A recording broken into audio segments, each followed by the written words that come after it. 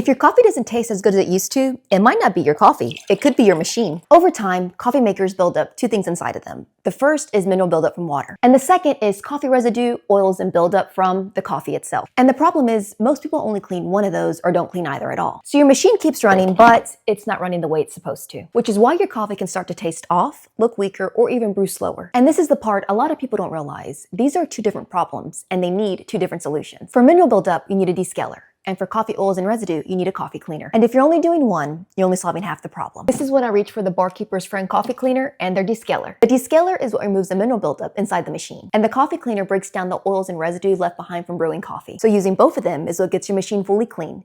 Let's get started with a standard coffee maker. First, I go in with the coffee cleaner. I fill the reservoir with water and add the cleaner. If you look at the directions on the back of the bottle, it recommends about an 8-to-1 ratio. So for every 8 ounces of water, you're adding about 1 ounce of cleaner. For my machine, I'm just measuring it out based on the tank size so I stay within that ratio. Then I run a full brew cycle. And as this runs, it's breaking down all those coffee oils and residue inside the machine, the buildup that affects the taste of your coffee over time. Once that cycle is done, I'll empty it out and run a rinse cycle with just fresh, clean water. This part is flushing everything out, so you're not leaving anything behind before moving on to the next step. Now I'm going in with the descaler. It's the same idea. Fill the reservoir with water, add the descaler using the same ratio, and run another full brew cycle. This step is what's targeting mineral buildup, especially around the heating element and internal components. And I'm not rushing this part.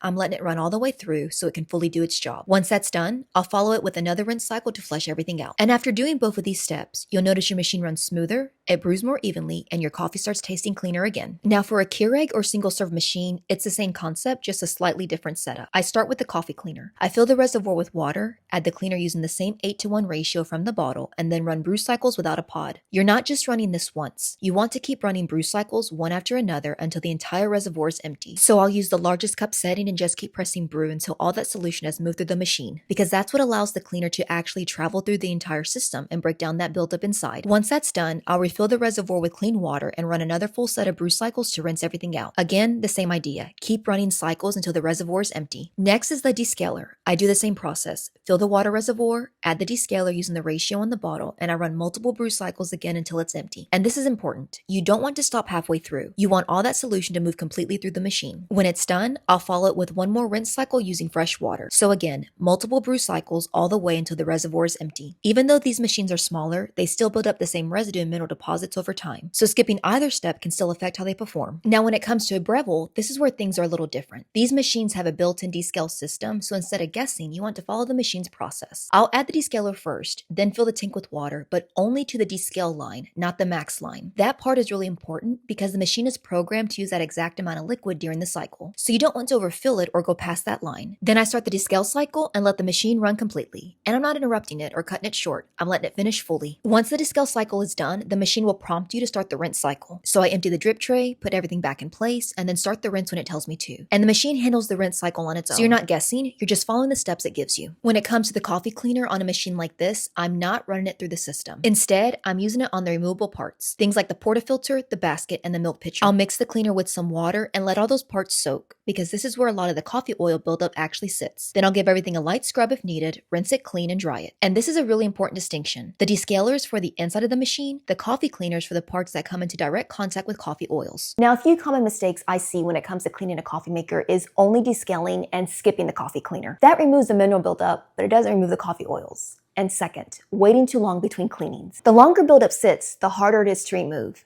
And third, using something like vinegar. I know, vinegar is a touchy subject, and I'll give it to vinegar. It can remove some buildup, but it doesn't fully clean the machine. Plus, it can leave behind a smell or taste if it's not rinsed properly. And something that makes a big difference long-term is proper maintenance. Doing this regularly keeps your machine running the way it should. Instead of waiting until your coffee tastes off or your machine slows down, staying ahead of it makes everything easier. So even keeping up with this on a regular basis can make a noticeable difference in both performance and taste. So if your coffee hasn't been tasting the same way lately, or your machine doesn't seem to be working as well, there's a good chance it just needs a proper clean. Because once you remove both the mineral buildup and the coffee residue, you're not just cleaning your machine, you're improving its performance. And if you found this helpful, make sure you subscribe here to the Barkeeper's Friend channel for more tips on how to get better performance out of the things you use every day.